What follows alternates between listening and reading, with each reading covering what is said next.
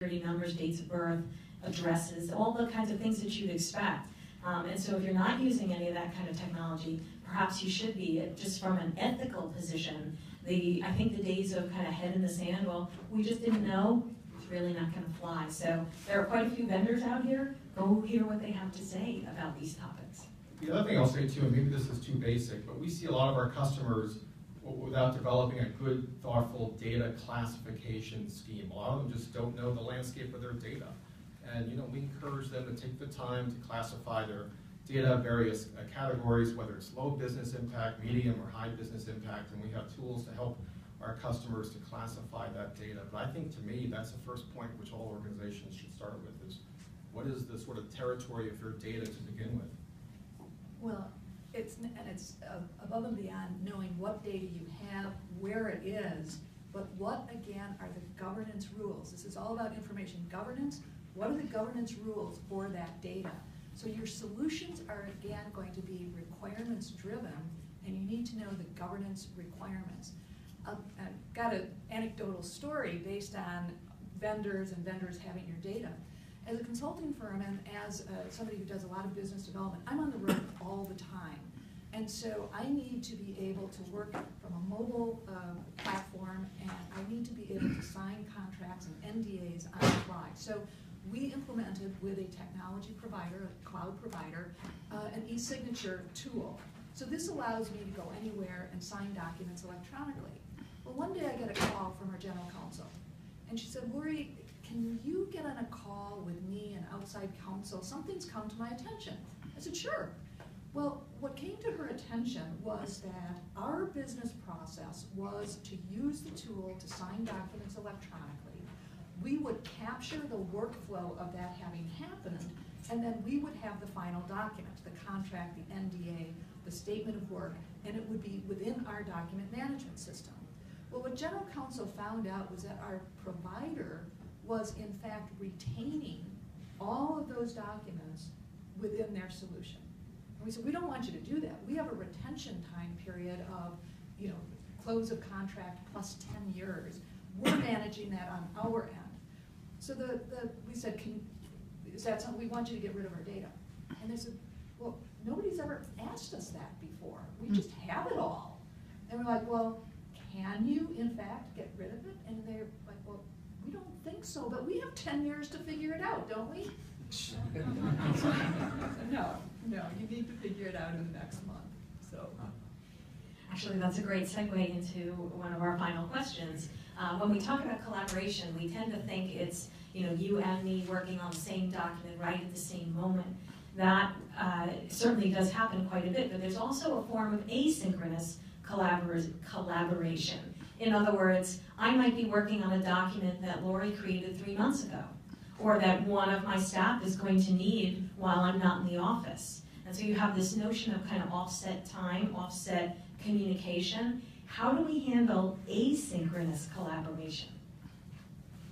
Well, I think there needs to be a procedure as far as versioning and standard naming controls and those types of things, again, in order to make sure everybody's working off the single source of the truth. So a lot of asynchronous collaboration, as I mentioned before, unfortunately happens via email. I send this to you, then you work on it, then Joe works on it, then Mary works on it. So to avoid the potential duplication and lack of identification of the sole record copy, if you will, an internal policy for versioning, for standard nomenclature is really, really very helpful, because we're never going to get rid of that. We are not all going to be sitting in front of our PCs at the exact same time collaborating. So again, there's still the role for policies, procedures, and guidelines when we talk about collaboration.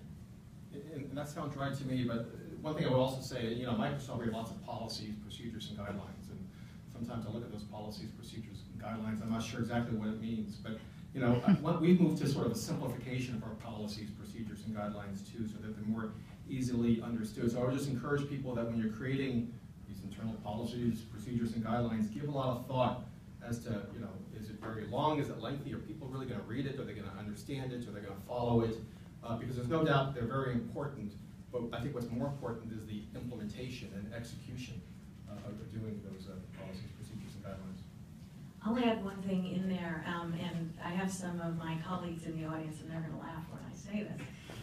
But when you are creating content or editing someone else's content, this is just absolutely standard rule at Valora, and I would recommend it anywhere else, which is assume that someone else might ultimately read this information. So make sure that it's clean, proper grammar, and appropriately indicated in terms of sensitivity or any kind of security issue.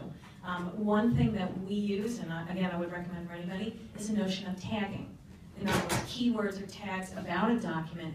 If your document management system doesn't support tags, you might want to look into a new one. And tags are, you've seen them when you do a Google search, tags are little kind of keywords or key indicators about the content of something. Tags can go a really long way in asynchronous collaboration. And again, fortunately, you don't necessarily have to make all those tags yourself. There's quite a lot of sophisticated software that will auto-tag content for you so that you and the subsequent people in the future kind of know what you're dealing with. All right, that takes us to our last question. I know the burning question in everybody's mind.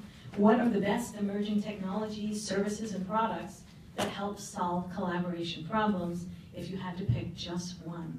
Well, I mean, you can talk about more, but you have to vote for one. What would you pick as your favorites? Well, of course, I'm incredibly biased again, so I would, start with Microsoft products. I mean, SharePoint online, or really Office 365. SharePoint Online, Yammer, the OneDrive for Business workload, OneNote as well. But I've heard there's other terrific products out there too. Quite frankly, Slack I've heard is a great product. I know Google's got some terrific products as well. So, I mean, I would encourage everybody to take a look at all the products which are out there, but I would also strongly encourage, going back to my point about the evaluation and due diligence aspect, really take the time to get to know the products from a feature and functionality perspective, but also from a security and privacy perspective, and get the right folks involved. Yeah, I have to echo that from a platform perspective. I think Office 365, I think Microsoft has done some amazing things as far as digital rights management and security, and while maintaining that very collaborative environment. Google is, Google probably was a little bit further ahead as far as actual collaboration from a document perspective. However, didn't have as many of the controls in place. We're seeing some of that change now, but they're certainly not as far as Office 365 has come. I think the other set of tools that I mentioned before are the file analytics, the content analytics tools. We can talk about Day Forward, but we have created petabytes, zettabytes, brontobytes of junk. And so in order to really get our house in order, those tools are pretty fabulous these days. So encourage them. I'm not sure who is here on the floor yet, but if they're here, take some time and talk with them as well. So I'm just going to geek out for a quick second, but my favorite technology is probabilistic hierarchical context-free grammars, also known as statistical pattern matching. And I say that because that is what allows software to basically look at data and make inference and predictions and categorizations, and that is what enables all of this to be possible. So that is the end of our session, right on the money, yay. Thank you, Laurie, thank you, Dennis. There will be questions in the Q&A room, which is where? Right next to the Right. diagonal. Diagonal. So we'll see you there. Thank you.